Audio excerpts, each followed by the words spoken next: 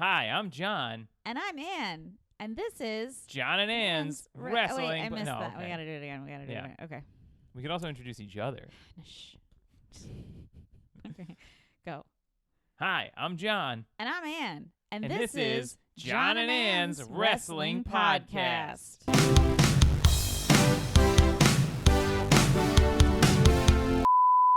Hi, ladies and gentlemen. Welcome to John and Ann's Wrestling Podcast. It's a podcast, but it's a video.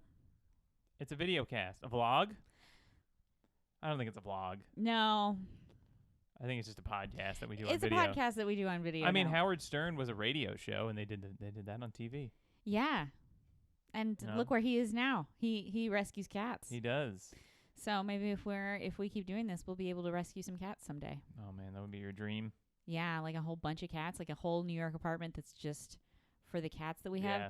Actually, I say that would be a dream, but in reality, I would be very sick because I'm very allergic to cats, actually. Yeah. Even though I love them, I have a cat allergy that would be highly exacerbated by multiple cats. I feel like I've never met a single cat owner that wasn't like, I'm so allergic to cats. Like, I think either just everyone is allergic to cats or everyone who loves cats is like cursed with an allergy. I think it's also like after you've been around cats for a while, maybe your body develops some kind of like antibody that's like, whew, get away from these cats. Yeah, so you can't be around. Go on dates. Yeah. And you're just like, no. Anyway, we've got a lot of stuff to talk about this week. We do. A lot of stuff to talk about this week. That is a lot of stuff to talk about. There's a lot of stuff. Well, we don't always talk about huge. everything. We don't always talk about everything. I want us to have options. Some of it's real quick. That's true. Some of these are the same thing, too. So, first, I guess let's talk about Raw. Yeah. Raw is bad. That's the new name for it. Raw is bad. Wow. Vince is here. His limo, his supercharged limo just showed up outside and went, vroom, vroom. Anyway, we thought Raw was bad this week. Did we watch it? Not I watched really. Parts of it. Okay, you watched some of it. I watched some of it, but the crowd reaction was pretty lukewarm, I think. It's weird because this is the time of year where they try, Mm-hmm. but also Raw's always going to hit like a point between pay-per-views where it like doesn't matter, but Raw already like doesn't ever matter. This is the period with the Triple H and everything where it's like it's close to mattering and sometimes it sort of matters, but Raw is like the best way I can describe the last like 15 years of Raw at least is just pure nihilism. Just nihilism being like nothing matters. There's no memory. There's no like afterlife. There's no morality or whatever. It's just like nothing you do matters. It's just nothingness. Like so, Raw is very nihilistic. Like when I watch it, a lot of times I'm just like nothing here matters. I mean, the thing that upset me about it was, I kind of figured that the Bayley Lita tag team would emerge victorious. Oh, you mean the Becky Lita tag team would emerge victorious, but I'm a little disappointed by it, and I'll tell you why. This works into another thing that's on our list. I watched an interview this week with Bayley on BT. I forget the guy's name who did the interview, but he was very good at the interview. Anyway, it was a revealing interview because she went into a lot of behind the scenes stuff, and one of the things she talked about was damage control and the origin of it. And it's something that she had pitched for like 2 years. And her idea behind it initially, according to her, is that there weren't any women's factions. And there had never really been any women's factions as far as she knew. Yeah. And she wanted to have a faction and like start a faction with a bunch of women, not just a trio, but like have several women in it. And then over the course of these 2 years of pitching it, and like not getting it off the ground, like people were released, people left. I'm assuming Sasha was probably supposed to be in it at some point. Like, things like that happened. And so here she is. She's got damage control going. And even in the interview, she references like how she constantly pitches ideas for them and gets told to like, wait, you have to establish yourself first, blah, blah, blah, blah. Yeah, Bayley. You have to establish yourself, Bayley. And one of the biggest stars in the company. And so to watch that interview and then to see Damage Control lose the titles on Raw not just to lose the titles, but to lose them to Lita, who is a superstar who, you know, deserves accolades. Like, I don't have anything against Lita, but like, I feel like I've now been indoctrinated into what you've been complaining about for years, which is the new and exciting talent that has so much to offer being steamrolled by nostalgia. Yeah, this is why I wanted Cody instead of The Rock, you know, because it's like, and The Rock was sort of an exception because, or almost an exception to this because, like, there was an actual sensible story that was interesting that could have been told. But for the most part, yes. And it's funny that you bring that up because there had been, like, there's, like, groups of women in WWE that'll be, like, they're not really factions, though. They'll just be, like, these are, like, 2 to 4 mean girls that hang out and like are friends and pick on the baby faces, and then there's like 2 to 4 women that they're like picking on who are just like a random collection of baby faces that are hanging out like within this 3-month period, and who the commentators just constantly refer to as best friends, and that's like the closest you ever get. And like sometimes you'll get teams like the Iconics, which were great. But yeah, you don't really ever have like, I mean, Riot Squad was a cool, because they tried to in like 2015 or so when they was that Riot Squad? So a couple women came up from NXT, and there were like a couple waves of it. And at one point they had like sort of a faction warfare, but the factions were kind of bullshit. But one faction that I think this was a little bit later, but they stuck around was Riot Squad. And it was Ruby Riot, now Ruby Soho, Sarah Logan, who is now the Wolverine. Basically, she's she's like the manager or whatever of the what are they called at this point? The Viking Raiders. Oh yeah. Yeah, and then Sarah. And then Liv Morgan. And so they were a faction, and they were actually like really getting to be a pretty strong faction. That's a great group. They were great. They were having great like trios matches and stuff too. And then just, you know, eventually they just broke them up for whatever reason. I think they released Sarah Logan first, and then she took a long time off because she had a baby. So I think she just decided to like, all right, I'm just gonna walk away from this for a while. And then Ruby also left. But yeah, there's not usually like factions of women. Yeah, there's no 4 horsemen. And you know, when it comes to like the history of women's wrestling, it's not that I don't want to celebrate people like Lita and the work they've done, but the history of women's wrestling in the WWE is sparse. Yeah, like there's not a ton to look back on and go, what a great moment. What were we saying? There's like, you could probably watch every single WWE women's match from like 1999 to like 2013 in like a week. Yeah, it's there's not a lot there. And it's not their fault. It's what the product was at the time.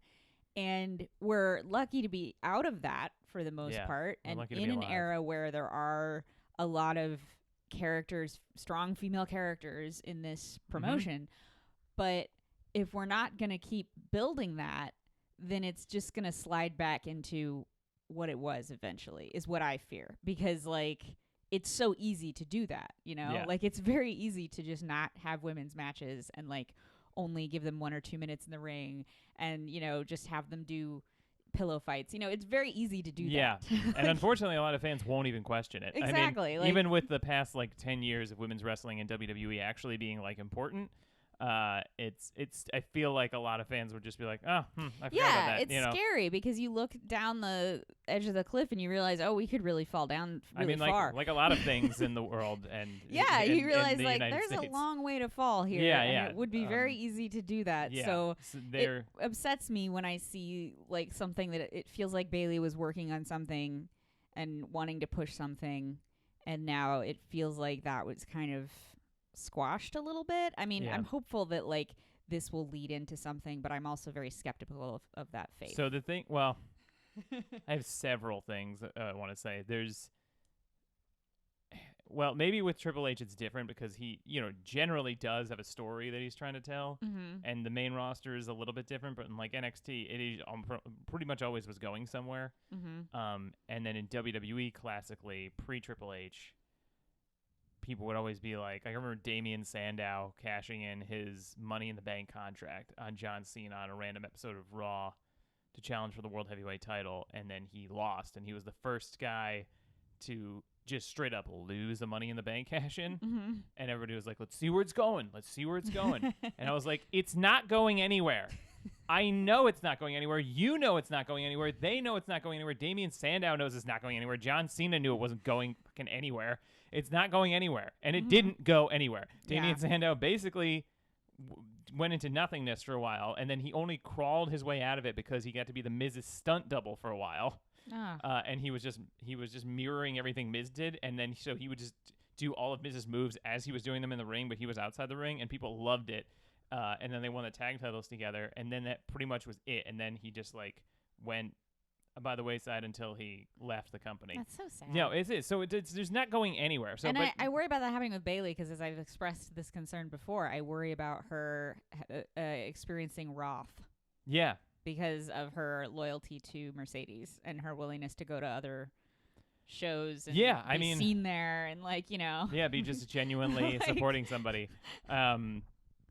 Friendship isn't good for business. If there's one thing that WWE and their baby faces. And being friends with someone who's on the outs with Vince, I feel like that makes you kind of a target in this world. I could see it.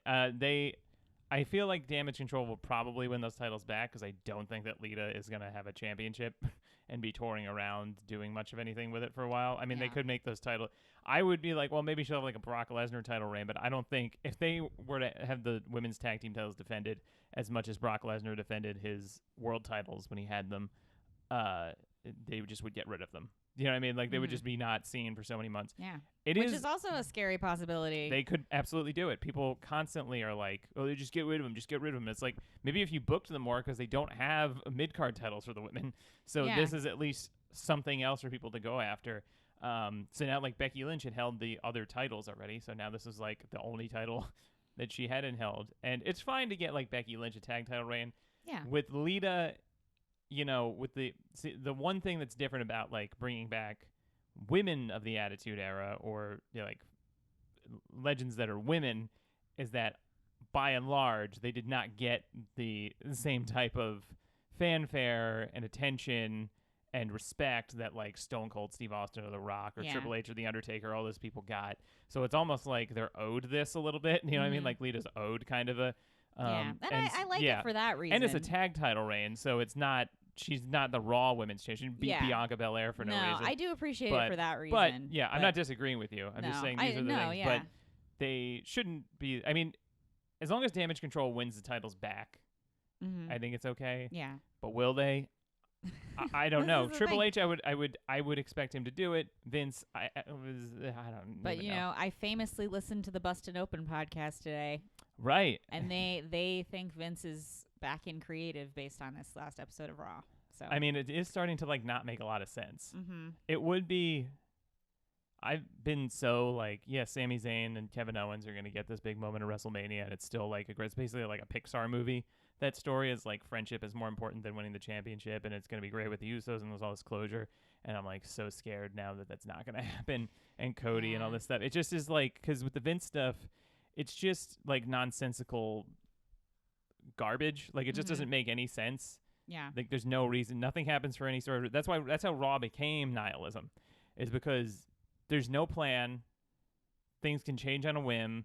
There's no real direction. Nothing. Like there's no continuity. Nobody really like cares about.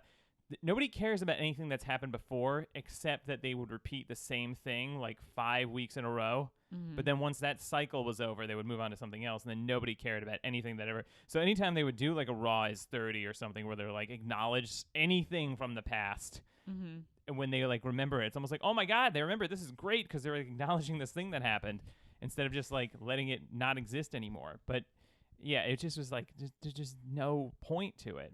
Mm-hmm.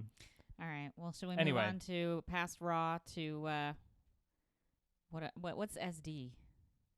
SmackDown is better. So I was a friend of mine was talking about like what is SD is better standard definition. Special Delivery Jones, the SD Jones. He was a wrestler. But anyway, so a friend of mine and I were talking about this, and because we were talking about I guess I'll just go right into this. Brock Lesnar is facing Omos at WrestleMania, which I feel kind of bad shitting on it so much because Omos, it's good for Brock Lesnar to be facing somebody new, somebody fresh, not for a championship, and maybe somebody who he could lose to, somebody who could beat him. I also don't want to like come down on Omos and be like maybe he sucks, because I've enjoyed Omos the few times I've seen him. That said, I've seen him in tag matches. I've seen him in short matches. I don't know that Omos is going to be able to do this big main event match with Brock Lesnar, even though, well, the Brock Lesnar matches are going to be short, actually. Their match will probably be like 5 minutes. So that's good. But Lesnar was in the middle of that Bobby Lashley feud. I wanted that Lesnar-Bobby Lashley match so bad. That's been going on for years. They did it like 3 times, but they never really did the match. I know. I feel like every time I see Bobby Lashley get some kind of heat, Brock Lesnar shows up, and then everything kind of fizzles out weirdly. Yeah, it's like they had that stupid match that I predicted in last year's Royal Rumble where Roman Reigns like helped Bobby Lashley win. Then they had like another match in Saudi Arabia that maybe was all right, but I don't think I watched that one. And then they had... Oh, no, I did watch that one, and it had like a weird finish. And then this one that they just did at Elimination Chamber had the low blow thing that was like, okay, well, at least I guess they're going to finally finish this at WrestleMania, and there we'll finally have the real match. And then they didn't, and now they're doing Brock Lesnar versus Omos, and Lashley's like randomly feuding with Bray Wyatt. And it's like, what happened there? Why is this? And then the Bray Wyatt feud is like, man, I don't get what's happening with Bray Wyatt at all. I love Bray Wyatt as a performer and everything, and I think he's great, but good God almighty, I am so done it's so with sad this character. How excited I was when he came back. I was so happy. I cried. I was emotional. And then ever since then, I've just been kind of sitting here going, okay. That is what now? That is doing? Bray Wyatt's entire career. Is you're excited because he has a lot of energy and he's a really good performer. So anytime something new happens, he is like, it's exciting. But then you realize there's no point, and they just do everything. They just do the littlest bit forever. He needs a much more complex story to make his character work, and like they just never give that. And honestly, that feeling is like just watching the last couple decades of WWE. Some like just moment will happen. Somebody will come back. Somebody will win a championship. Some like big moment, some simple big moment will happen, and you'll be so excited to the point of tears. Yeah. And then nothing happens. Yeah. It's just complete nothingness. Because they gotcha. Because they got you, and they don't care. It's very capitalist, honestly. It's like they don't really care about putting out the best product. They just want to get you, and then they're going to do those as little as possible. We got keep you. Yeah, they don't care. They paid for the pay-per-view. We got them. They subscribed to Peacock. Yeah. We got them. A bunch of little Vince McMahon gremlin clones that he made of himself that follow him around and do.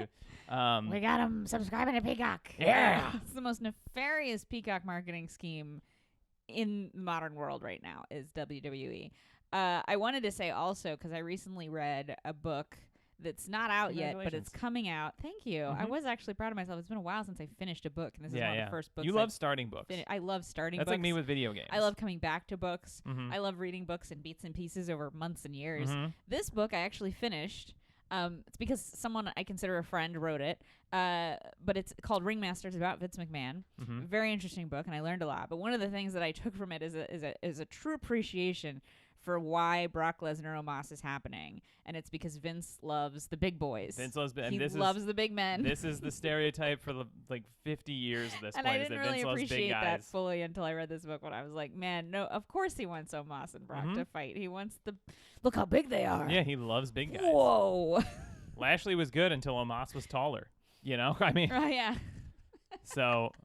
Oh God, poor Bobby Lashley. I know. I want Bobby Lashley to get something. I mean, I'm glad he got those title reigns at least. In the years that I've been watching, it feels like he's been shortchanged in the years that I've been watching. He also got screwed because they they put both titles on Roman Reigns, which is cool for the Roman Reigns character, but it screws over the rest of the roster when you have, because they have a huge roster because they have 2 shows. Right. So the idea is that each show is like equal and everybody on that show has opportunities. But now Roman Reigns has both titles.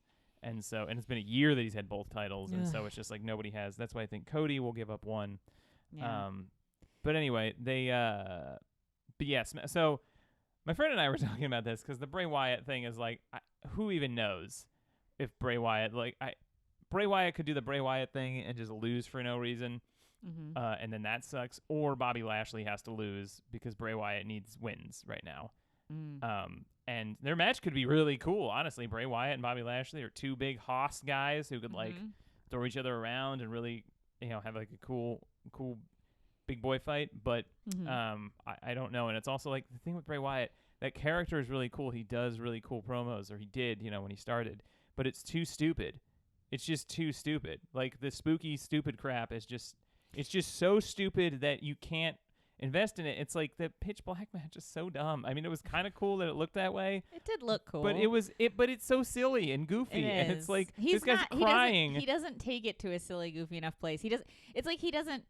Well, he's a very good performer. Like he's an excellent actor. Yes. Like when he delivers lines, you believe them, and in his face, he emotes really well. But like he's almost not big enough with it for that character, because he's trying to be serious with it, but the character is goofy, right? But it's not supposed to be goofy. It's just that the people that put the show together are bad and just keep making it goofy. I kind of I think about it in terms of like Undertaker would like come out and do a thing, like he would kill somebody and put them in the thing and then drag them away. I don't know does Bray Wyatt have a thing like that he used to have a compound and stuff, and he would take people to the compound. He took Daniel Bryan to the compound and brainwashed him. He famously stole his hair. And he brainwashed him, and then they had a match, and that was fun. That was actually a pretty good Bray Wyatt that was story. like peak him when he was doing it. But I feel like whenever I see him now, it's not like, because like with Undertaker, it's like, oh, Undertaker's here, he's gonna kill this guy and like take him away and put him in a box or whatever. And with Bray, like Bray shows up and it's like, well, we don't know what's gonna happen. Maybe nothing. It's just the stupidest. Maybe he'll just stand there because he'll like take people. He'll take people to his compound or whatever and like drown them or whatever. And then it's like, so did he kill a guy? Like, what did the Fiend? He set during one of those pandemic pay-per-views. He set Randy Orton set him on fire. And then they cut away and they cut back, and it was clearly a dummy that was on fire. And it was like, this is like SNL. You know what I mean? Like where it's like obviously it's just so stupid. Yeah. And it's really insulting to the audience. I mean, that's the thing why I keep thinking like we're spoiled by AEW, and especially because you came in, you started getting back into wrestling by watching AEW partially, and so it's like AEW treats everything like AEW does silly stuff too. And the WWE that I did watch was like what we were just watching, like that Raw from 2018, where it was like a bunch of people that were really great all in it at the same time. Yeah, but even still, the people in WWE can only do so much. The performers can only do so much to make the show make sense. I mean, like it just is too. They're fighting so hard against everything. It's like so many systemic issues in WWE that make it so difficult to tell a story. It's like the stories don't have to be that complicated. I'm not saying they should be like mature audiences and stuff like that. Like you can tell Marvel movies are like all ages, and I like those. And those have simple, straightforward stories. Anyway, SmackDown is better because of the blue lights. This kind of goes in with that. I didn't have it on the list, but I think it's worth mentioning. It just made the list. It just made the list. I watched a episode of the Gorilla Position podcast, which is a WWE podcast with Becky Lynch and Seth Rollins on it together. And Becky Lynch at one point she makes several impassioned speeches, one of which was when she thanked Triple H for giving the women things to do and letting them have matches and promos and storylines, because surprise, surprise, when you do that, you build women characters people want to see. It's almost like they're the same as the men. And the other thing she said was like, I forget what the question was, but all of a sudden she paused and she goes, there's just so much content. She's like, there's 6 hours of WWE a week. That's just the regular. And there's not a pay-per-view. And then she was like, and she was talking about the writing, and she kind of made a point that like she wished that they would let the wrestlers kind of drive the story more or decide what they want to say more, because she was like, we know what we're good at. We know what works for us. We know what we can bring. And if we don't know that, we shouldn't be here. Is basically what she said. And like I read into that a little bit, and I was like, oh, that's kind of a spicy thing to say. I mean, it's true. For sure. It's a great thing to say, and it's amazing that she said it. But like, it's one of those things that felt almost like a dig at people who maybe need the writers more. Yeah, I mean, for sure. And I mean, you can. Any good booker and the creative WWE is not run like any other wrestling promotion has ever been run before it, or after it. Honestly, there's there's a few that have used like heavy writers, but you know, I mean, in like AEW and previously in WWE, it's like there are agents that put matches together. There's a booker that like makes the matches, like Dusty Rhodes, and decides all the feuds and the storylines, and they have a booking staff, and they have like, you know, the agents that help and producers that help the wrestlers put the stuff together. They'll give you like, hey, these are the points we want you to make in this promo. Wrestler sort of improvises the promo. John Moxley does that all the time, and instead they try to script everything, because once they get control of everything, they wanted to make it as like broadly appealing as possible, and they started to.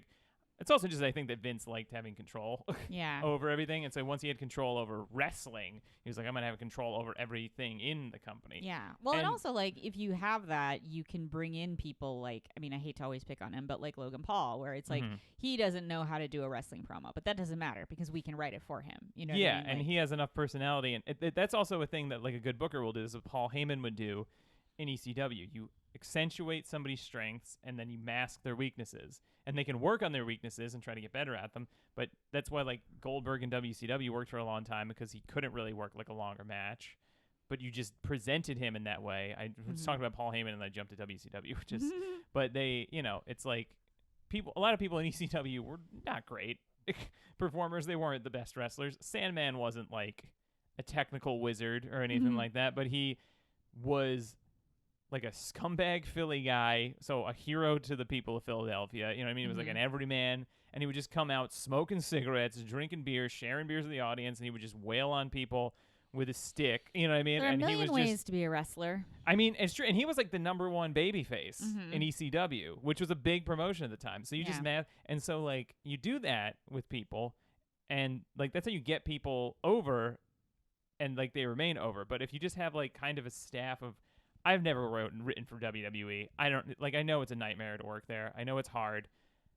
It's very, I don't know that like having a staff of writers that aren't as familiar with wrestling really helps the product. It's good to get outside perspectives and diverse perspectives, but I feel like wrestling is such a different show. And you also have that with the wrestlers. Yeah. Like the wrestlers themselves can do that. They like, are.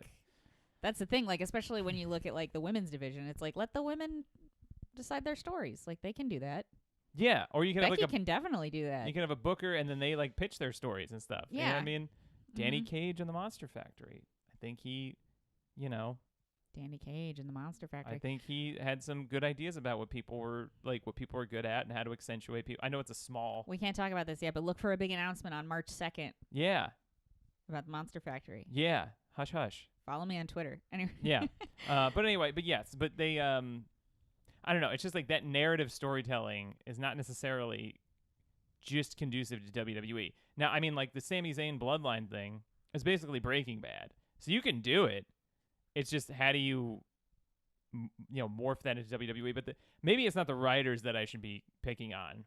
It's just, God, it really always goes back to Vince McMahon and the people at the time, because it's really He's just in like charge of it. It's really just like it can work, but you need to be open to evolving it and figuring out how it can work with wrestling. Yeah. And the Sami Zayn Bloodline thing is great, and that took some experimentation. It took turning Roman Reigns heel. It took allowing a storyline to like evolve over time. It took listening to the audience reaction. It took a lot of things, and takes an investment. It takes an investment. It takes like being able. So if you're not willing to let it evolve, then it's not going to. Yeah. Also, wait, what did I just say? It was Sami Zayn and the Bloodline. Oh God. Well, we'll get back to it. I wrote it down. Okay, great. Do you want to talk about Gunther? Yeah, Gunther is WWE. Gunther. He rumors the scuttlebutt ranked power ranking of 88. Yeah. For the video game, folks. I didn't know about all that, but it sounds bad. It's not good. Yeah. It's a little weird. You think someone from WWE would be familiar with I'm sure they're familiar with it, and I wouldn't be surprised if that's why it happened. Yeah. Look up the number 88, not on your work computer. Don't, let's just say it's a Nazi thing. Yeah. You don't have to look it up. It's you a don't Nazi have to look thing. it up. I just didn't know until you explained it to me. Oh, yeah. So 8 is the 8th letter of the alphabet. So 88 for neo-Nazis is code H. Is code H. Yeah. Yeah, okay. So it's a code for Heil Hitler, the guy. Yeah. You That guys guy. know him? You heard of this guy? You heard it? You heard about this guy? Heard about this guy? So anyway, if Apparently. you're really into that fucking fuckface, it's Wow, a code. bold words. I know. Sorry, I'm coming out against Hitler on this. What a podcast. stance. Huge of me. I'm coming out Jeez. against Dilbert. I'm coming out against Hitler. Wow. I'm coming out against all the figures Boy. of race hate. Dilbert is now wow. Poor. I wonder. Scott what, Adams. Did you see what he no, said? I know. I'm God. not. It's just funny that Dilbert is now like right up there with Hitler. Well, to me, I want to get Dilbert's take on this because Dilbert feels like an entity unto himself, and I want to get Dilbert, and he seems like he would just be like, oh, come on, man. You think that, but you really only ever see Dilbert at work where he's the IT guy. And how many like white IT guys at your office do you think are secretly like on alt-right forums? Honestly, I don't even know how secret it is. Yeah. I feel like it's fairly out I there. feel like All you maybe need we to do is shouldn't talk to him at a happy hour, and it'll come out pretty fast. Yeah, maybe we shouldn't give Dilbert the benefit of the doubt. I'm not giving him the benefit of the doubt. I just want Anyway, speaking of Nazis, all right. Gunther. Yeah, oh Gunther. boy. Okay, so Gunther, he's in line maybe for a world title push after. And you're excited about WrestleMania. this? God, well, not when you set it up like this. He's not a Nazi. Walter's not a Nazi. I mean, okay? canonically, The character, I think the heel character maybe is a little bit is supposed to be fascist, but he's not a Nazi. He's a member of a faction called Imperium. He's not actually a Nazi. He's no. a member of a faction called Imperium that uses a lot of Roman Empire like imagery, like columns and stuff, right? Again, called Imperium, right? But he chops so hard. And then in Imperium with him is an Italian man. Okay. And, Look, I resent this. who's Okay, the it other was guy? a mistake. It was a German guy, Another German guy. Oh yeah, because he's Austrian. Gunther's Austrian. which is worse technically, Anyway, because that's where that he was is actually actually from. where Hitler was from. So he's not a Nazi. He just uses all the imagery. And literally created the Axis powers. Yeah. I cannot wait for Someone from New Japan to yeah, join Imperium. to sign. Yeah, Yeah. we signed Tanahashi. He's gonna join. God damn it! And they're gonna wear uniforms. They do wear uniforms. I know. They wear black trench coats. Oh God. Oh God. Anyway, excited for that world title push. Yeah, are I'm you, really John? excited. This guy's like my favorite wrestler, and yeah, it's really. Let's never preface this again with somebody's a Nazi. He's not actually a Nazi. If he is, if it comes out that he is, then I denounce him, obviously. But that has not happened. He seems like he's not a Nazi or a fascist or a racist or anything. There's never in been real any life. racism in WWE. There hasn't been in a couple months. In a couple Maybe. months. Maybe a couple months. I shouldn't even say that. That could absolutely be untrue. That I haven't scanned. Actually, I'm sure John, 2 weeks ago, Oh, God. Vince McMahon Came said back? the N-word again. Oh yeah, no, that's not. Well, so actually, some vice president did. I didn't even write it down, but he did get fired immediately over a an HR issue, which is like, do you know what kind of fucked up shit you have to do in WWE to get even an HR talking to? Yeah. I mean, like, let alone fired. Yeah, fired as an executive. He was like an executive, wasn't he? Wasn't he working with like the college people or the college recruitment arm? Oh God, yeah, no, something bad. Some bad stuff happened. Bad things. Anyway, yeah. I don't want to. To be fair, Gunther, he's just an Austrian guy. He's doing the best he can. He is. As a person, I don't. He's got to deal with this all the time. I know, He's from Austria. Well, I mean, he gets it. Maybe if let's give him a chance. Let's hear him out. Let's see what he has to say. Let's see what kind of ideas he has. He's a very fine person. Once he takes over the world. God. With his title. Yeah. Once he takes over the world. Once he takes over the championship world title, we'll see. Maybe he'll make the trains run on time. We can only hope. But he's good. It's okay. he's good, and I'm excited to see it. I am too. We'll see what happens. I mean, he's been working really hard. Also, you know what's funny? If Cody Rhodes wins at WrestleMania, he'd be up against America. Yes. So it's all really not going well. No, I think it's going. I think it's going exactly as it should go. Anyway, let's talk about a real American here. Yeah, let's talk about Eddie Kingston. So we're gonna shift to AEW a little bit because I'm tired of complaining about WWE. Yeah. Eddie Kingston. AEW. Okay. Eddie Kingston is one of my favorite wrestlers in the world. He's great. Had a match of the year candidate with Jay White at Battle in the Valley. Yeah, we talked about that last week. Yeah, so I love Eddie. I'm a little worried because he is saying that he found out about he's in the Face of the Revolution ladder match coming up on Dynamite. They can't fit it on the Revolution card like they usually do because the main event is going to be an hour, so they have to, I guess, minimize matches. So they're going to do it on Dynamite on Wednesday. Tonight, I guess. When you're watching this. And he apparently found out he was going to be in that match on social media. So I guess nobody told him. This could be this could be a work, but I mean, I got to talk to Tony Khan because he's found out on social media. Yeah. For some reason, really bad Eddie Kingston. Yeah, for some reason, I launched into like a Boston accent somehow. But he and so he's like, I gotta have a conversation with the office, and he's like, it's not just Tony. So people think it's just Tony, but there's other people there. So I don't know if he's got an issue. See, this is Eddie. Mega HR is what he's always complaining about. And this is the same thing that I worried about with CM Punk and all this stuff. Like, just look, man, I love you, Eddie. I love that you don't take any crap from anybody, but just like relax, man. You know what I mean? Yeah. I don't know. I don't know what's going on. I don't know if anything's actually happening. He could be working us.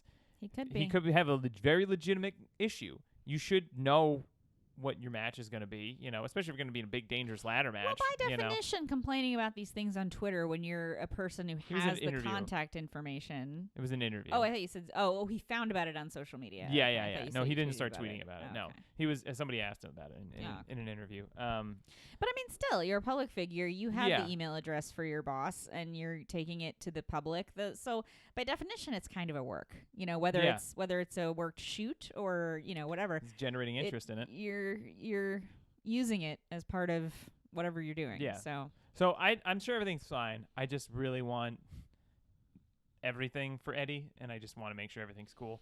We love Eddie. We want Eddie. All we want at this podcast is for Eddie Kingston to take the belt off MJF in the ultimate battle for the King of New York. That's right. Oh, okay. So Eddie, good luck to you. Godspeed. And good luck to you. So anyway, more AEW stuff. Kenny Omega, finally, he was on The Sessions with Renee Paquette.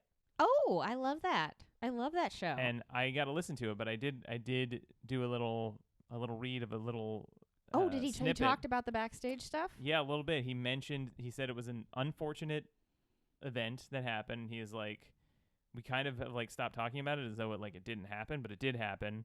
It's really unfortunate that it happened. It's like he was like, nobody is proud of it. I wouldn't be that surprised if CM Punk was somehow proud of it, but he's like, nobody's proud of it. He's like, for legal reasons, we may never be able to talk about it.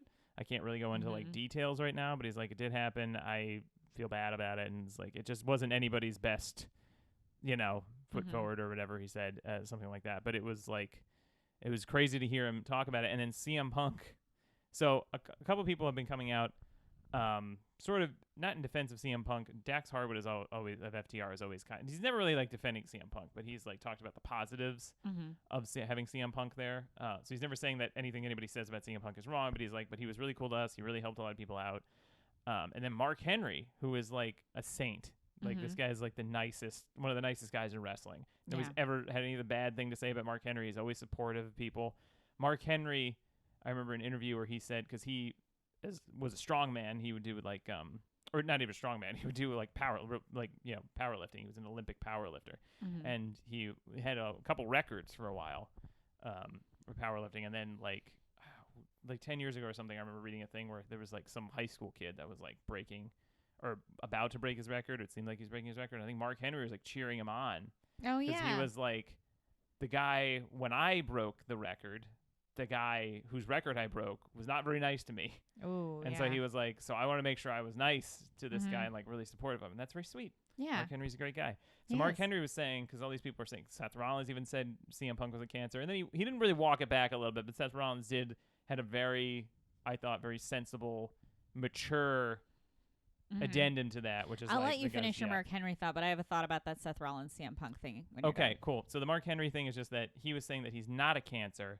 He's helped a lot of people in AEW. He knows he's like opinionated and he can be like difficult sometimes, but was very willing to help a lot of people. He had a lot of good things to say about him, and he was like, I think those guys, him and the Elite, need to just sit down in a room together and just talk it out, like just between them for like the business or whatever, and just be like, talk it out, air their grievances, no Tony Khan or anybody in there. And he was like, I would be happy to mediate that.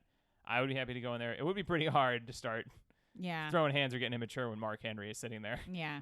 So it's like, that would be great. So I mean, I don't know. So when Mark Henry said all this stuff, it's very nice stuff.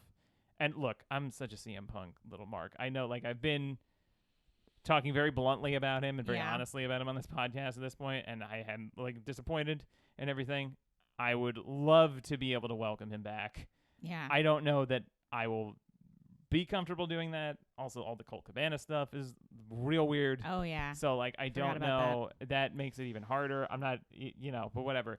But a fan was like, he should just retire. And I'm like, kind of like, probably. And Punk like responded to the fan. He's like, I'm going to wrestle again somewhere just to make you mad. And it's like, this is a healthy attitude.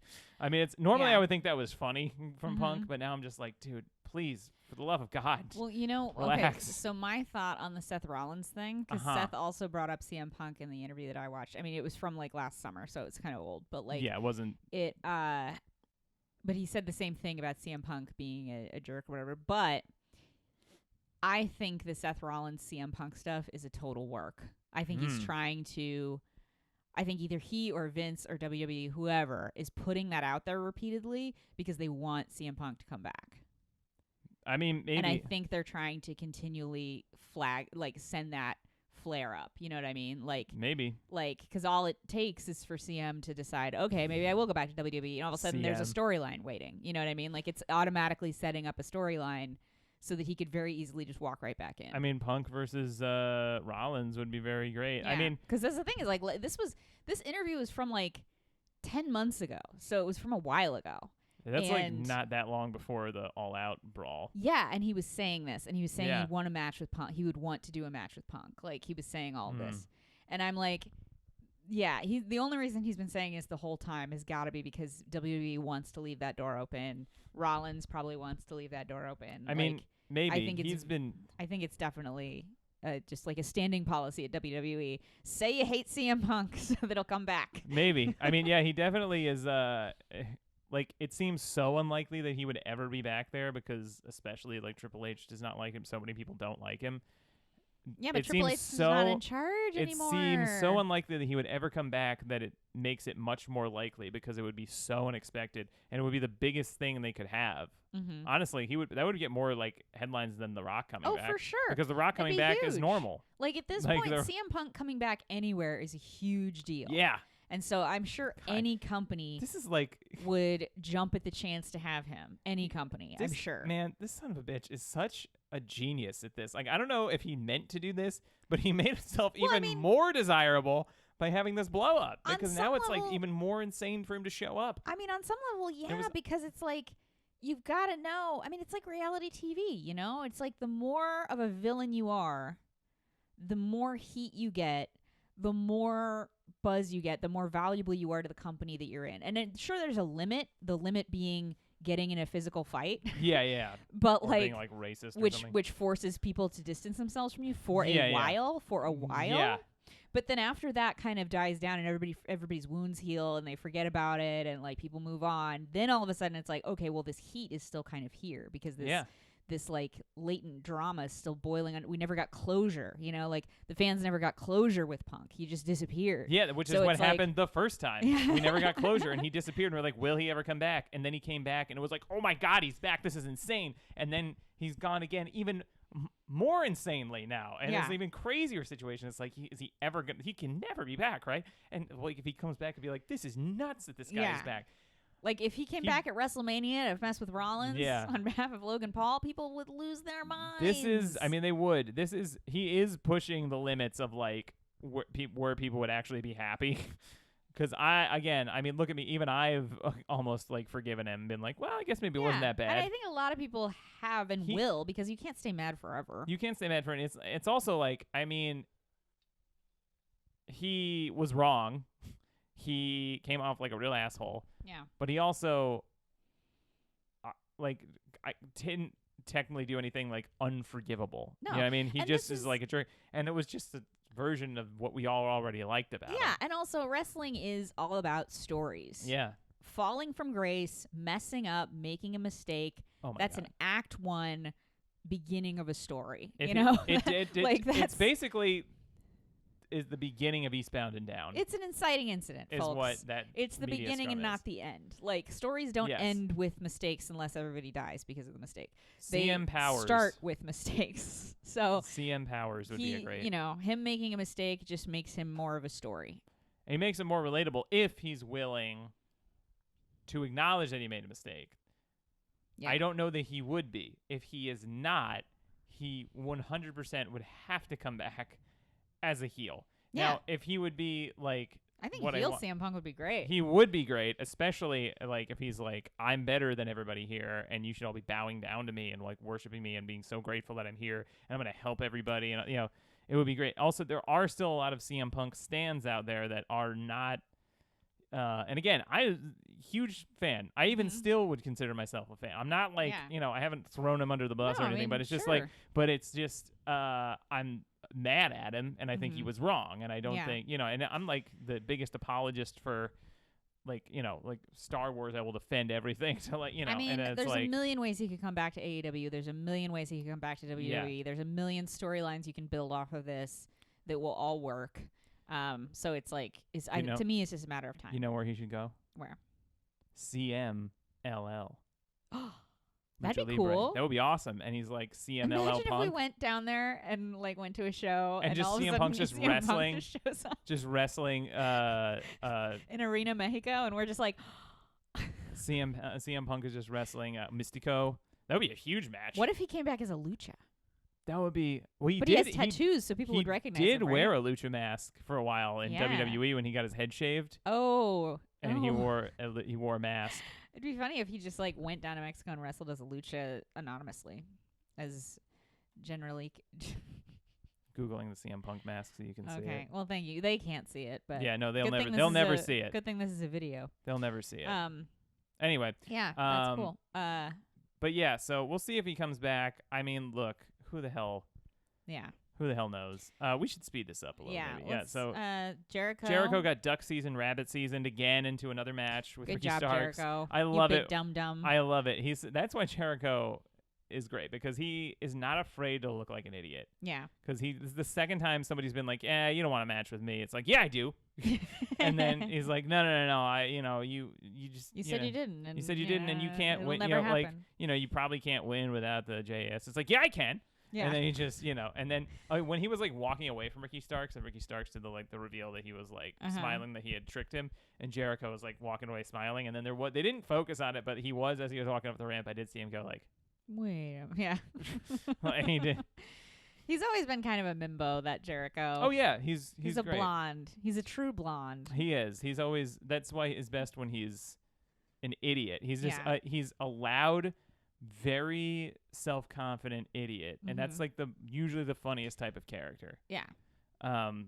So that's great. Shall we move on? Yeah, there's some fun happenings at the ROH TV tapings that I don't want to talk about because I don't want to spoil things for people. Okay, well then let's move on. Yeah, but some stuff's going to happen, and I'm considering Honor Club. I think I might resubscribe to Honor Club because I want to watch this ROH show.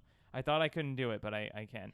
WoW, Women of Wrestling, is coming out with 2 documentaries. I got this press release today. Yeah. You got the press release? I got the press release for WoW. So we watched the newest season of WoW a little bit, and we watched an older season of WoW from like 2019 or something. We watched the 2019 WoW that had like Willow in it and stuff. Willow and yeah. It was great. The newer season, like we should probably watch more of it to give it more of a chance. We only watched the first episode. But having watched like 2 episodes of each, yeah. The old season was great. It was like an NXT. It was like a perfect little wrestling show. The matches were solid, but like the character building was really good. It's on Pluto TV if you want to look it up. WoW, Women of Wrestling. It's free. Yeah. So like you don't even have to sign up for anything. You might have to sign up, but you don't have to pay for anything. So you just log in, watch Women of Wrestling. Very good 1-hour show. So it's fast and it's very tight and it's like the characters are all hilarious. Yes. And they did a great job. Kiera Hogan has been in AEW for like a year and she's never really had much of a character. And I had never really because she's been like a background player for so long. For Jade Cargill.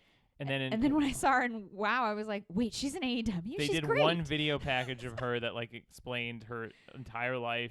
God, and it made me cry. It was like 3 minutes long, yeah, too. It was so fast and it was like, good. I want her to win everything now. You know, and it was like, that's really all it takes. The newer episodes, I think they're just trying to build some newer stars. And I think they have less experienced talent now, because before they had like a lot of people that have now been bought up by WWE and AEW and Impact. So it's kind of, but hopefully these documentaries help them get out there. And the one on Pluto that is very easy because the newer one too you can only watch if you have cable because it's on at like 11 o'clock on Saturday nights. It should be on CBS Saturday mornings. Yeah, because it's very much like a Saturday morning cartoon, and it's structured that way. But if you look at your local CBS affiliate, it'll be on Saturday evenings, 11 o'clock Eastern time. Yeah. So there's my plug for WoW. But if you want to watch the older episodes that we were just talking about that we really loved from 2019, Pluto TV. So if you watch Colbert weekdays, just don't change anything on Saturday. Yeah. And they'll be there. Or you'll catch half of it, I guess, because it's at 11:30. Billy Starks. Billy Starks is making her MLW debut at a show I wanted to watch live, but then realized was a taping that is now airing on Reels. And she's going to be I think she's actually challenging Taya Valkyrie for the she MLW is. World. We famously saw Billy Starks at the GCW tournament a couple weekends ago, and she was the only woman in the tournament. And afterwards, I went up to her at her merch station and told her I was proud of her. Wow. She is like 19, by the way. I know. She is kind of a child. It's hard because I get caught up in the emotions when I meet these young women, and I think she appreciated it. I know. Either that or she thought I was just like such a condescending jerk. But honestly, hopefully she understood that I just meant I was really proud and happy to see a woman holding her own with the boys. It meant something to her. I hope so. It's probably nice for her to talk to another lady. I kind of shit-talked it, too. I was like, oh, thank God there's at least one woman on this thing. Like, oh, and she was like, but she clearly did not want to engage in shit-talking because she's a good person. She's a good person, and she doesn't want to, shit-talk. She's appreciative of her opportunities. Yeah. And she's on MLW now. Yeah. And Reels apparently has a deal now where they're going to be one of like the real-time streaming services on Peacock. So Reels, we got them. But MLW will be blacked out when it gets to that. Don't let him on Peacock. No, don't let him on. And it's funny because MLW just recently sued WWE for violating antitrust laws.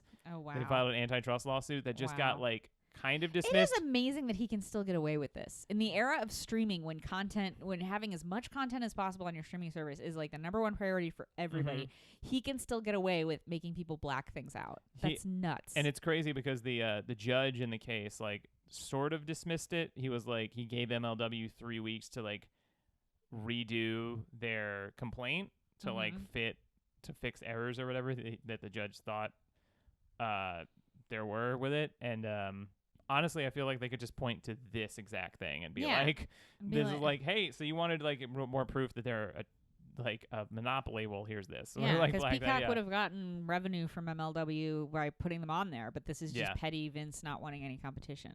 There were a few other things, but we should talk about like the segments we wanted to do. Yeah, no, we can. So, what was the promo of the week this week? Oh, so my promo hang on, move up. There was another Gossip Corner. So, yeah, we should talk about the Gossip Corner first. We've got time. We got plenty of time. We talked so much about the headlines. We're still, Anyway. We had fun. Anyway, so Gossip Corner. This is a segment we call Gossip Corner. It's where we talk about gossip. Corner.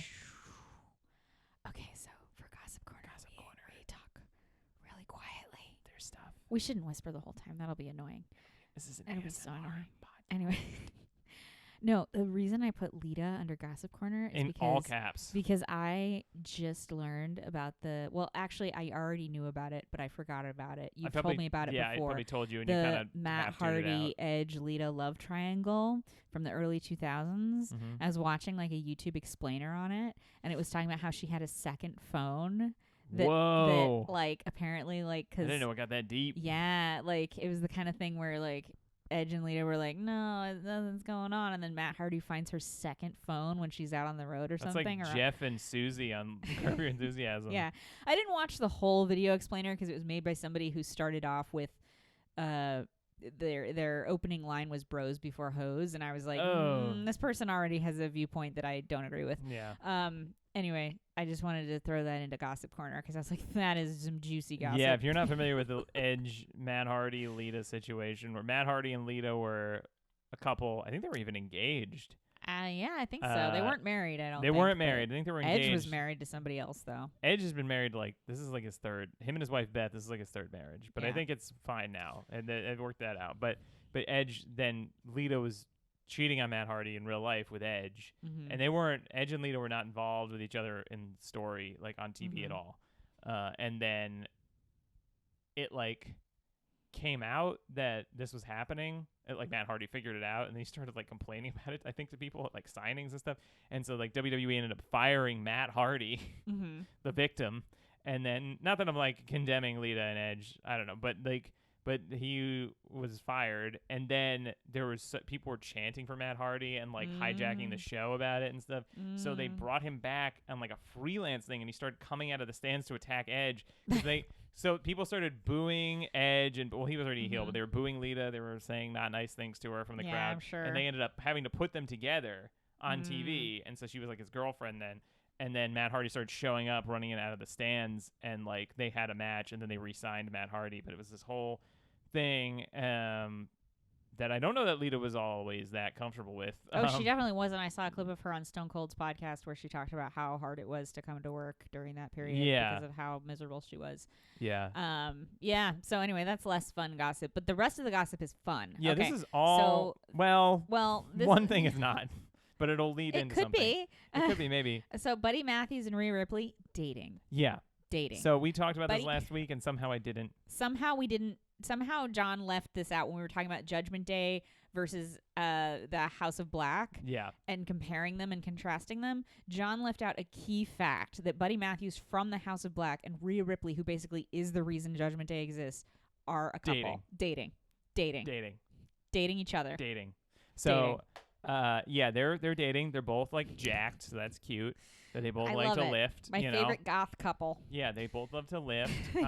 It's funny because Rhea Ripley is like the most goth one in Judgment Day, the most genuinely goth one, and Buddy Matthews is by far the least goth one in House of Black.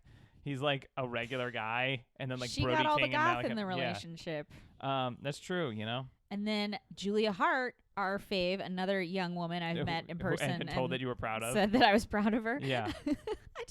They're all my daughters. She also was like 20 at the time. These are all the children I will never have, is these young little wrestler girls who I go up to and say, I'm so proud of you. Yeah, and they're like, thank you. Are you going to buy some merch? Yes. Okay. But Julia Hart is engaged to Lee Johnson. Yes, of The Factory. He was part of Cody Rhodes' like little faction, sort of. It was kind of a faction. Engaged. And then Cody Rhodes left, so Lee Johnson hasn't been on TV as much anymore. But yes, engaged. They're Had engaged. no idea they were dating. Buddy Matthews and Rhea Ripley, oversight on my part. Julia Hart and Lee Johnson, no idea they were dating. Little Instagram post we follow her on Instagram. I don't ever remember her posting anything about this relationship until they were engaged. Yeah, until we saw the engagement photos. So good luck to them. No, we're very happy for them. That's great. You know, it's nice because you want Julia. You know, she's young, she's new in the industry. You want her to be in a solid, protected situation, and I feel like being in a stable relationship is a good sign that she is, right? Is that sexist? No. I don't know. But Happy you said Women's it, History so Month. I'm off the hook. Every woman should have a man to take care of her, is all I'm trying to say. Anyway, She's going to be a traditional wife. Get her out of the ring and into the kitchen. There That's all I'm trying to say.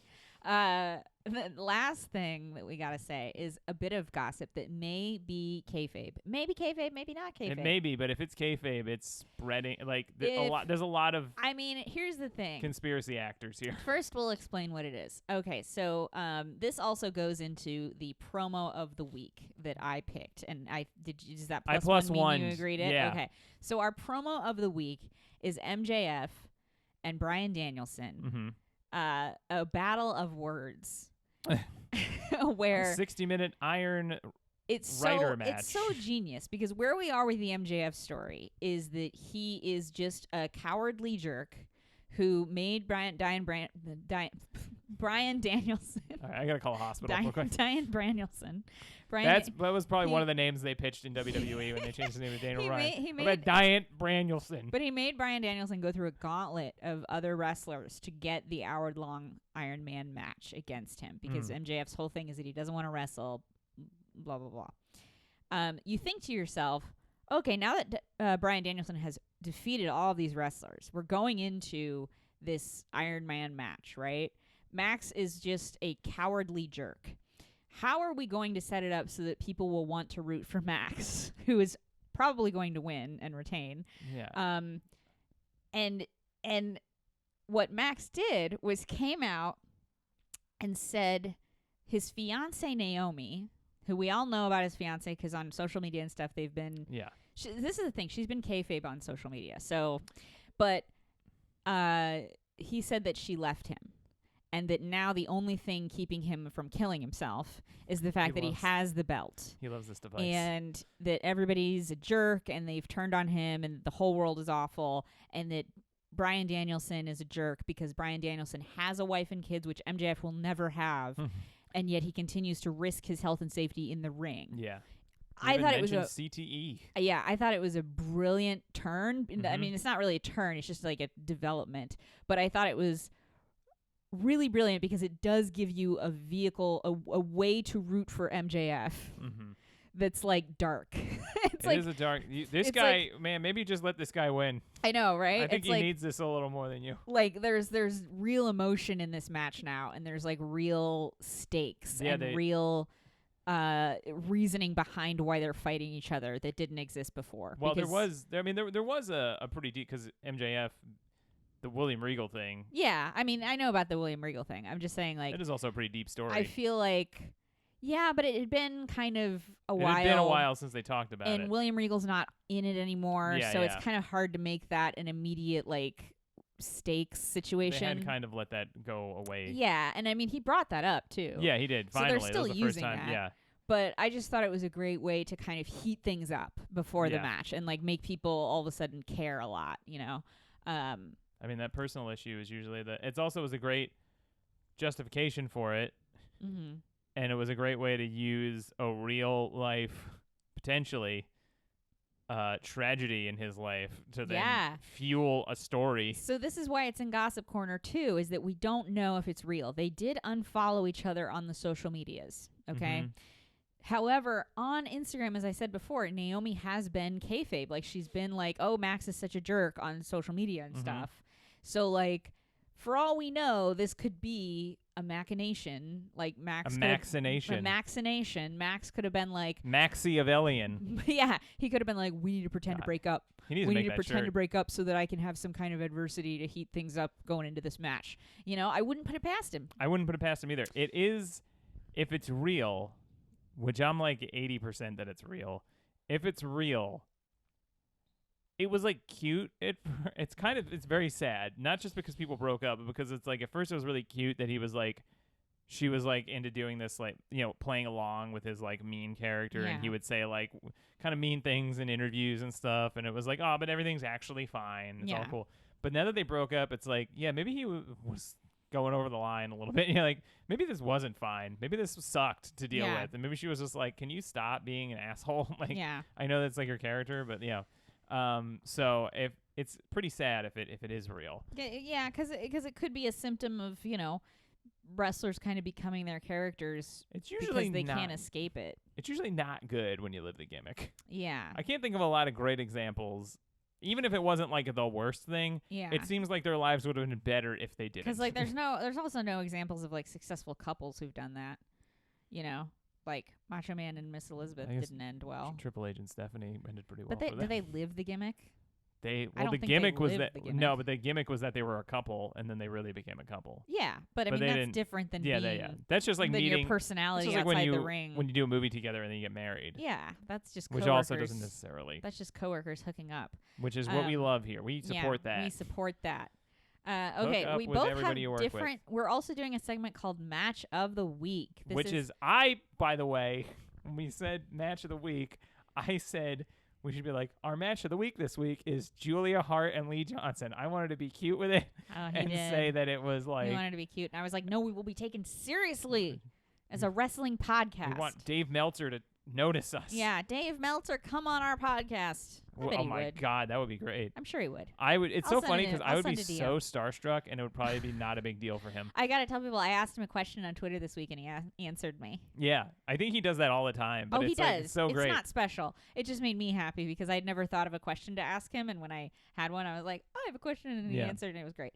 Anyway, so match of the week, we both picked different ones. Yeah, so I'll say mine because it gives us an excuse to talk about Impact.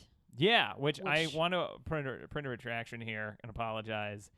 I didn't tell you there was an Impact pay-per-view. He didn't tell me there was an Impact pay-per-view. Friday or Saturday. He's been trying to get me into Impact. Didn't tell me they had a pay-per-view. That was only $10. It's only $10 on Fight. It's also on Impact Plus, which is like $10 a month, and then you get access to all of it's like their Peacock. So you could sign up for Impact Plus. It's really hard to cancel Impact Plus, though. The only person that I ever had that, like, he couldn't sign into it anymore, and then they wouldn't let him cancel it, and he had to, like, just cancel the card. It was really... Do you have to call that DOA guy at home, or whatever his name is, Department of Authority? Oh, Santino Marella? Yeah, you have to call him at home and be like, I want to cancel. Why? Impact Plus Department. Why do you want to cancel? Why do you want to cancel?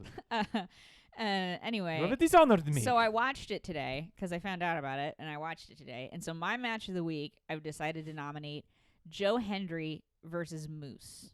In a combat match. It's a combat match. For the Impact Digital Media Championship. And they could use computer parts to fight each other. It was great.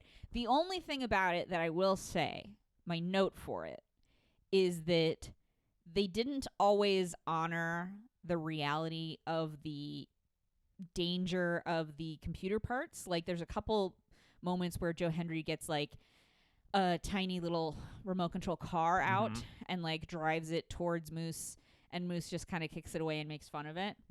And the announcer's like, what is this? It's a child's toy, And I want to go on the record as saying I don't like that. You gotta sell. I really don't like that. I think that if you're gonna have a toy car in the ring, everyone needs to act like it's a real car. And everyone needs to flip out. I thought he was going to slip on it like a Home Alone and then robber. And then he brings out another car that's even bigger, and but instead of using it because the remote doesn't work or something, he just chucks it at Moose's crotch genitals. Yeah. And I didn't like that either. It's exactly how the announcers put it. It's like the thing where, I don't know, like wrestling when it's silly, it can be so brilliant, but the thing that makes it brilliant is everyone buying into the gimmick as hard as possible. Like a bunch of adults coming together and saying, yes, we're going to pretend that this child's toy is a dangerous weapon of war.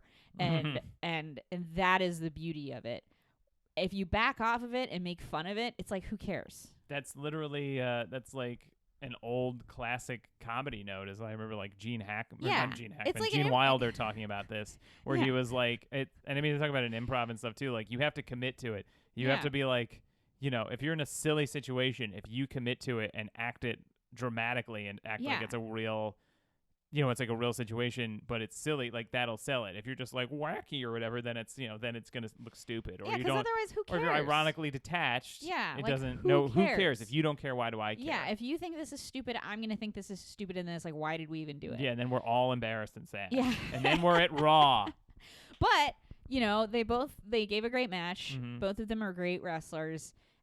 Joe Hendry These has two some, people you've just seen for the first yeah, time. Yeah. Well, I mean, Moose has been around for a long time. You've seen Moose. But I think. but Joe Hendry is somebody who I just became aware of, and Mhm. he's got some really great comedy stuff going on. He makes. I didn't realize he was a comedy guy. Well, he does these like videos, like I believe in Joe Hendry. He has a song like that, and he has a music video that he released ahead of this match that's just him like in different places, like singing how he believes in himself, and then he does like claps to the beat really slowly. It's that kind of comedy, you know. It's just very silly.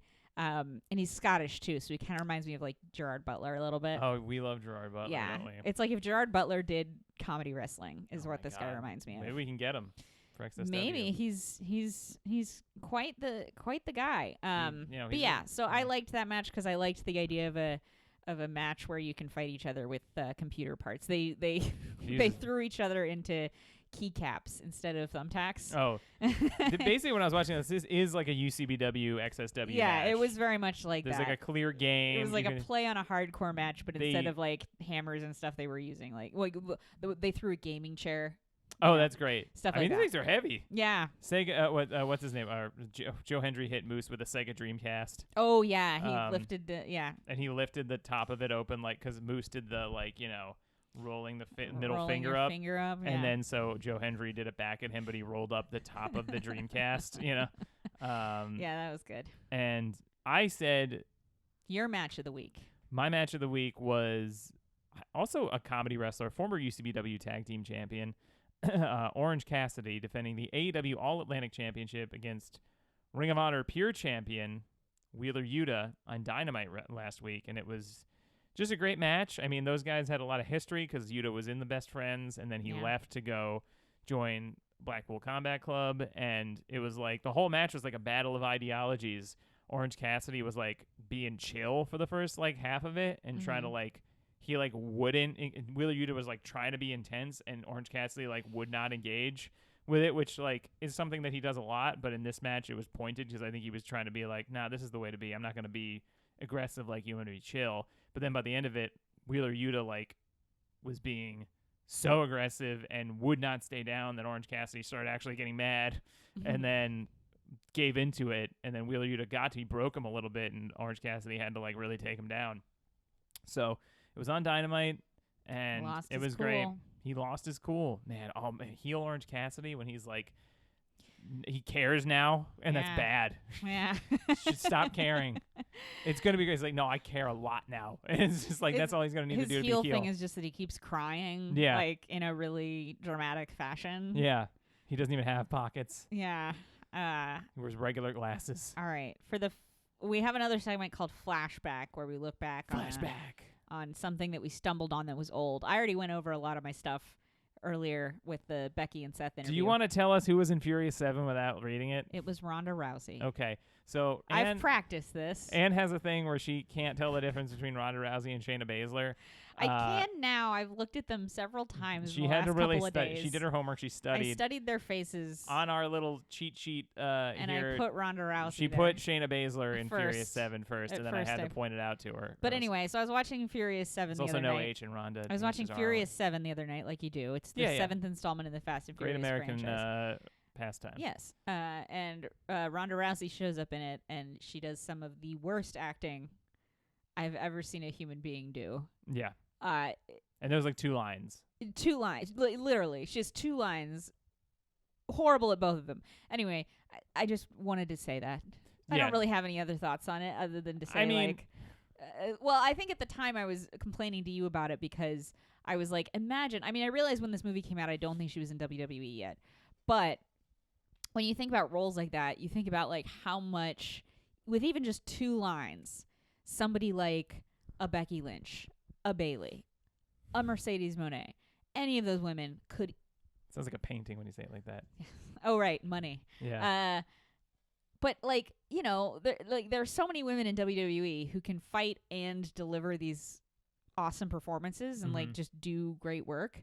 And it's just always a bummer when you UFC see. was just so popular, and UFC at the time, it really was like, I think Fast and the Furious and UFC fans were like a Venn. It was one of those things where the Venn diagram's just a circle. Yeah. So I think it was just Ronda Rousey was on top of the world before like 2014. Yeah, it's just boy culture where it's like it doesn't matter. She can fight and she's famous, so let's get her. And she did the triangle choke thing. Every fight now, and like even like a Marvel movie, people do like MMA. It used to always be like karate, and now it's like all fights are like MMA a little bit, and it's like fine, but it's also just like I get it. People are gonna do the rolling like triangle choke thing, and it's like they did that, and it's fine. Okay. So our next segment. Well, also it's funny you said you were talking about Becky. And I do want to do a quick flashback to when Becky did join, and we watched Becky do a little Irish jig dance. I forgot about Becky's there. We watched Becky's a little river dance. Becky's debut on NXT, where she does a river dance, and then she does the drunken leprechaun fists. Yeah, she did like the fighting Irish, like Notre Dame. Yeah, it's pretty. Actually, in her interview with Seth on that other podcast I watched, she says that was her most embarrassing moment on TV. I believe her. Yeah. It was pretty bad. It was also just like WWE, especially if you are not like an American or whatever.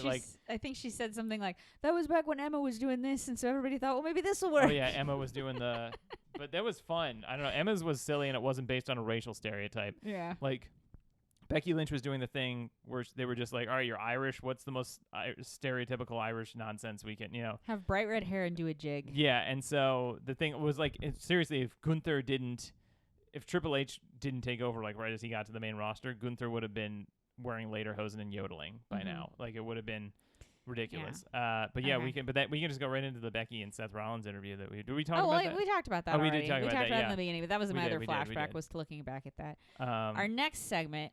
Nerd. We don't need to speed through this. This is our show. We can do whatever we want. Next segment is nerd fantasy booking. Nerd fantasy booking. Nerd fantasy booking. Apologies to all nerds, especially the ones that talk like this. This is a segment where we book a match or a storyline that we would like to see. That's probably not that possible. I mean, you can have possible ones, but I put a possible one because I couldn't think of anything. I specifically developed this. We already said mine, so we can just mention mine because you mentioned it already earlier. Okay, sure, go ahead. Mine is just that I wanted Eddie Kingston to win the AEW World Title from MJF at Grand Slam 2023 in the Battle for King of New York. So I'll think of not sillier, but a crazier one next time. Well, I think that's a very good one. I like that one too. But the spirit behind this segment was to give us an opportunity to fantasize about bookings that would probably never happen. Look, but you not give me notes on that? I'm just explaining to you and the audience. Not give me notes on that. I'm going to give you as many notes as I want. So mine, get ready for this. Get ready for this. I have a joke that I want to do, but I don't want to. You don't know what mine is because I put it in code, so you wouldn't know what it is. I know. Can I tell you what it? I don't. You do it first. I'll say it after because I wanted you to do it. Well, no. Tell me the joke because then you won't be sitting there waiting to do your joke. It says PH at WM, so I'm like, Philip Hoffman at WrestleMania. Philip Seymour Hoffman. I have some unfortunate news. Okay. Now that you've got the joke, now that you've got the joke at your system, you can listen. You can listen and react genuinely to this pitch. Feel better. Prince Harry at WrestleMania. Wow. I think Prince Harry should debut on WWE at WrestleMania. And he could work that gimmick too. He has a built-in gimmick. He's a wife guy. He's a He's a prince. He's here to prove himself in America. He gave away his royalty. And he's coming to NXT. He's coming to WrestleMania. I know, he would come to WrestleMania. He's coming to WrestleMania to attack Cody. Oh my God. Because if anybody wants to defend a bloodline. Wow. And he's the Prince of England. And he's the American dream now. Yeah. He's living the American dream. Oi, I came to fight the American. All right, it's Cody. Let me teach you something. And he talks like a Cockney now. Because I'm a man of the people, all right? Yeah. I'm not some hoity-toity. He's managed by none other than William Regal. Yeah. Oh, my God. William Regal managing Prince Harry. This is an incredible. See, this is a nerd fantasy booking. This is incredible. This is the Vince McMahon is watching this fully erect. Does Megan show up? Yes, she's his Miss Elizabeth. She's his. She's the one that, like, when people insult her, he goes into Hulkamania mode. Okay, you know, he like Yeah. He gets his ginger powers kick in and Yeah, he just goes crazy. Prince Harry versus Sami Zayn, because they did at one point they looked very similar. Oh, that would be funny. They looked a lot alike. Sami Zayn could be like his bodyguard, his body double kind of thing. Oh yeah. You know, where they cut very very obviously to the Sami Zayn. Yeah. And not him taking bumps. Yeah, exactly. Prince Harry at WrestleMania would be great. That would be Prince Harry versus Cody Rhodes next year. Mm-hmm. Prince Harry is won. It's the prince. The prince is here. Is he still called Prince? I can't do that voice without. We're not of the Queen's people. You know, we left it. I'm gonna have to edit that out. When we you know, we can't do the accent anymore. When we turned our backs on the crown. Yelling. I was gonna do the yelling announcer voice, but I can't do it. The JR, like the prince is here, and he's wailing on Cody Rhodes. The prince. Oh my God! Good God Almighty! Yeah, I can't He's do opening up a can of whoop ass. Or what do they call whoop ass in England? Whoop bum. Yeah, whoop bum, smacked bum, smack bum. He's opening a can of beat bum. He's technically not a prince anymore. He's not a duke anymore, is what he was before he gave up everything. But I think the prince or the duke or whatever gimmick he wants to work would be great. I hope he's a cowboy when he comes in. I like how we're talking about like this is definitely going to happen. This is absolutely going to happen. You think they wouldn't? They're in LA. That's where he lives. Yeah. Oh, it'd be so great if they showed up and did a thing. Imagine if Vince McMahon's calling Prince Harry right now. Oh my God. Harry, listen, I had some issues with my father too growing up. He needs a job. You need a job. I need a prince. They gave up all that money. Yeah. You were in the army. You can take a bump. Yeah, that's true. No, he was flying planes though, wasn't he? Yeah. For homework, I watched the Gaia Girls. So you bought these? Oh, that was okay. Yes, you also bought those books, and you talked about those a little bit. Well, that'll be homework for next week. Okay. But the Gaia Girls, I want to say I really liked it. One of the things that struck me about it was that it's from 2000, and I was watching it, and I was confused in the first third because I was like, they're not acknowledging that this is like not real. Like they weren't. It was just like fully them talking about like fighting and winning and losing, and I was like really confused. And then I remembered, oh, it's 2000. There's probably still very much honoring a kayfabe. Thing. And that was cool because then I was like, oh wow, this totally like it's like watching something in a time capsule, you know, where you're like, oh my gosh, wow, I forgot that like this is how it was. Like if you made a movie about wrestling, even if it's a purported documentary, it's not going to be about like, you know, setting up matches and stuff. It's going to be about like learning to fight, you know. Yeah, and I think even Japanese wrestling today is very like when I watch like New Japan, it's like it just feels like it's real. Like everybody treats it like it's a real thing, like it's a sport. Yeah. And so it just doesn't, you don't even think about it as not being a sport, and everybody just treats it that way. They're not like super protective of it necessarily, but they're just like, it just is, you know, just doesn't feel like it's fake. But I mean, it's good. It's just amazing because they're like, these girls get beat up and they just get yelled at by their coaches, and you're just like, this is rough. Joshi wrestling is no joke. It is. Yeah, it gave me a good respect for it. So actually, there's one match I think announced or confirmed for. Well, I guess maybe it's a spoiler. I don't think it's really a spoiler for our Ring of Honor Supercard of Honor that I'll lay on you. Yeah, it's the women's title match. It's the ROH Women's World Championship match. Athena defending the title against the magical girl, Yuka Sakazaki. I don't know if she's still using that, but she's been like the top champion in Tokyo Joshi Pro, which is on Wrestle Universe. So Wrestle Universe is the streaming service that has Pro Wrestling Noah, which is a big wrestling promotion, and they've been on the rise again. And then DDT, which is kind of the sillier wrestling promotion, but they have great shows. More like Kota Ibushi and Kenny Omega are basically from. And Tokyo Joshi Pro is I think Sasha's been Mercedes has been a big fan of theirs. Yeah. And even, I think, rubbed some people in New Japan a little bit the wrong way because she was talking about a rival company instead of Stardom. Yeah. But yeah, so that's, she's been a big person over there. She was in AEW a little bit, especially during the beginning, pre-pandemic. So that'll be a cool match. Yeah, that's great. Okay, so for next week, I'm going to be reading a lot about women's wrestling history because I got some books. And I'll, for March, I'll just bring in a women's wrestling history fact. That'd be great. For every week for March. That'd be great. For homework. Yeah. Do a little outro. Let's do a little outro. So we learned a lot today. Did we? I learned that one of my favorite wrestlers is maybe one of the most evil people of all time. Which one? Gunther. Oh. He's not really evil, but I just didn't want to say Nazi again. Well, just think if Prince Harry comes to WWE, maybe he'll do a heel turn and wear his little Nazi costume. Oh, right. I forgot that Prince Harry used to be a Nazi. Yeah. So there you go. In jest, you know. All right. Well, that's all the time we have this week because we've decided that's the time we have this week. That's right. We're free. We gotta our very strict time slot here on Peacock. We got him. We got him. Thanks, everybody. Good night. See you next week. Good wrestling.